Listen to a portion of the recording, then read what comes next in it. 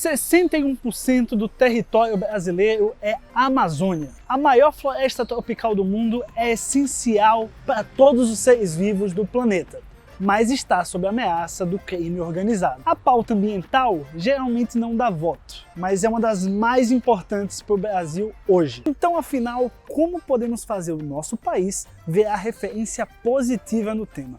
É o que a gente vai explicar nesse episódio do Brasil Invertebrado. Na janela da sala, a notícia vivia da fome da lata, da fome do lixo que a sala varria. Holocausto do verbo, tempo presente. É tatu queimado no fogo da pólvora na sombra da cruz, na luz do espelho. Genocídio do tempo, passado presente. O copo de luz do centro ela sem pouco se corta no escuro. Holocausto do verbo, tempo presente. É tatu queimado no fogo da pólvora na sombra da cruz, na luz do espelho.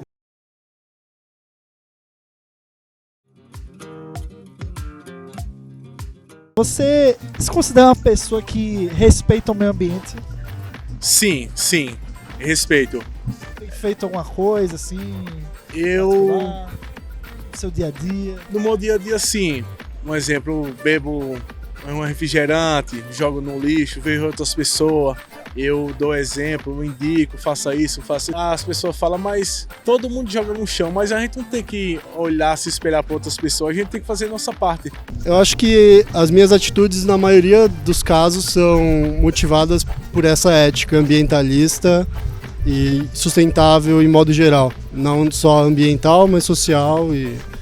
Sediada no Brasil há 30 anos, a Conferência Eco 92 colocava as mudanças climáticas como pauta global e o Brasil como um dos protagonistas nesse debate.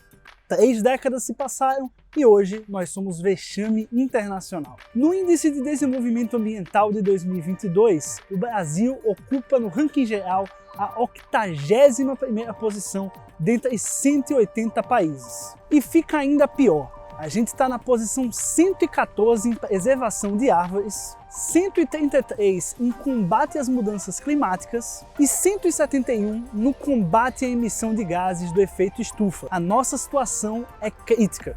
Alguns preferem ignorar os dados e atribuir toda essa crise ambiental a um grande vilão. É um caminho fácil, mas errado. Aqui no Brasil, se atribui isso tudo ao agronegócio, como se ele fosse um grande inimigo. Mas na prática, os ambientalistas e os gestores do agro trabalham em conjunto na preservação. Olha, eu acho bem lamentável que tenha se incutido, na mente de todos nós essa oposição, que eu não creio e não quero defender como verdadeira. Na verdade, eu acho que é meio um jogo de palavras e às vezes um jogo de polarização. E ela é muito danosa. Ela é danosa para o agro, que agora está sendo absolutamente colocado na parede por todo mundo. E não é boa para as comunidades, por exemplo, que estão no chão, que estão defendendo florestas, que precisam de aliados, porque estão ambos lutando contra o mesmo inimigo que se chama crime organizado. É ele que está promovendo o desmatamento, São literalmente quadrilhas, milícias que estão indo no campo e estão destruindo recursos. Mas contaminam as cadeias, algumas cadeias agrícolas, enfim, geram uma série de prejuízos. Então, eu ainda espero que a gente tenha uma repactuação, tá? E eu vejo na nossa sociedade bons movimentos nesse sentido. E isso não vem de agora. Há 10 anos foi a união entre os mais diversos setores da sociedade que culminou na aprovação do novo Código Florestal. Considerado uma legislação rígida, o novo Código Florestal prevê que todos os produtores rurais devem adequar suas propriedades ao Programa de Regularização Ambiental, executando e monitorando o processo de recomposição do meio ambiente. Parece uma boa ideia, mas que mal saiu do papel. O código em si não é ruim, o código tem bons instrumentos, ele foi fruto de uma negociação de muitos anos, uma pactuação do agro com o ambientalismo, enfim. Só que existe uma coisa em política que tem tudo a ver com a economia, que são as expectativas racionais, O fato de que todo ano vários deputados, vários senadores, eles colocam novos projetos dizendo que vão mudar o código, faz com que o setor privado olhe e fale, o que nós vamos fazer? Vale a pena implementar? Vale a pena eu tomar esse custo, por exemplo, de recuperar uma propriedade agora, que não está, digamos, regularizado?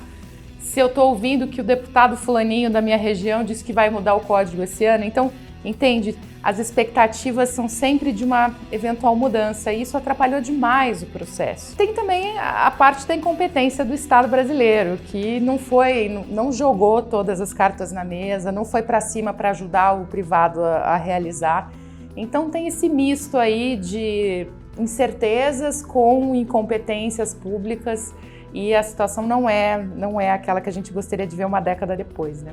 Além de colocar de fato o novo Código Florestal em prática, o Brasil ainda tem uma oportunidade de ouro nessa década: regulamentar o mercado de carbono. A gente está vivendo um problema de escala planetária que se chama mudança do clima, né? Esse clima mais quente, mais instável, maluco, por assim dizer, com vários impactos sobre tudo, economia, enfim, sociedade, saúde. E a causa são as emissões de gases de efeito estufa. Só que hoje ninguém paga por essas emissões, o que quer dizer que todos nós pagamos, certo? Se ninguém está pagando, no final, todo mundo acaba pagando essa conta. Então, se criaram mecanismos de mercado para se estabelecer um teto de emissões, pode ser por setor, pode ser por economia de um país, e aí os atores, os agentes econômicos podem trocar entre si permissões para emissão. Isso tem um preço, e inclusive quem não for regulado, quem não participar desse mercado, pode produzir os famosos créditos de carbono que vão alimentar. Então, por exemplo, uma empresa chegou no final do ano, ela emitiu mais do que a cota que ela podia. Aí ela tem que pagar um custo que é o crédito de carbono para ela ficar dentro do teto. Então é uma coisa, tem um desenho super simples, na verdade, um pouco difícil de explicar porque são coisas super conceituais. Mas onde isso foi ou tem sido aplicado tem sido bem sucedido, porque induz inovação, induz maior eficiência do setor privado. O mundo está aderindo, reduzindo as suas emissões e ajudando o meio ambiente. Já o Brasil... A gente, por muito tempo, ficou adiando o momento de regular emissões via mercado. Também por um certo preconceito com mercados, para ser muito franca. Então, o que está acontecendo agora? Agora chegou um momento em que, se a gente não criar o nosso próprio mercado, os nossos exportadores vão ser taxados lá fora nos outros mercados. Então, basicamente, o aço que a gente produz aqui vende para a União Europeia. Daqui 2, 3 anos, quando ele for entrar lá, se o carbono dele não for precificado aqui, vai ser precificado lá. Então agora é do nosso interesse, na realidade, criar o mercado aqui com as nossas regras, do jeito que a gente acha melhor. Mas ainda vai um bom tempo, ainda a gente carece de alguns entendimentos aí comuns para fazer essa regulação acontecer. Pois é, soluções existem e colocá-las em prática é mais urgente do que nunca. O Brasil precisa despertar para os desafios e oportunidades do século XXI, mas primeiro precisa resolver alguns dos problemas que nós trazemos desde o século XIX, como, por exemplo, o saneamento básico. É importante que a gente não fique perdido em nós mesmos, tentando reinventar a roda, e que nos baseemos nos melhores exemplos internacionais para que a gente possa chegar mais próximo dos países que hoje estão na fronteira da inovação, do conhecimento. É importante que a gente não perca essas referências. Recentemente, por exemplo, o Brasil tem implementado uma série de políticas levando em conta os parâmetros da OCDE. Agora nós provavelmente teremos uma mudança de governo e é importante que esses parâmetros continuem a servir como base para que a gente possa planejar e implementar políticas para o nosso futuro. O Brasil não pode seguir refém do atraso, seguir marchando em círculos, repetindo erros que cometemos por tantas décadas do século XX. E você, tem mais ideias de como a gente pode preservar o meio ambiente aqui no Brasil? Deixe as suas ideias aqui nos comentários ou então nas redes sociais do Livres. Foi um grande prazer e um imenso desafio mergulhar nos problemas do Brasil e trazer soluções nesses 6 episódios do Brasil Invertebrado. Se você gostou e quer conferir as 100 ideias do Livres para um Brasil melhor, acesse o card aqui em cima que você vai direto conhecer nosso caderno de políticas públicas 2022. Compartilhe essa série, compartilhe esse vídeo, seja parte da solução. A gente se vê numa próxima. Tchau, tchau.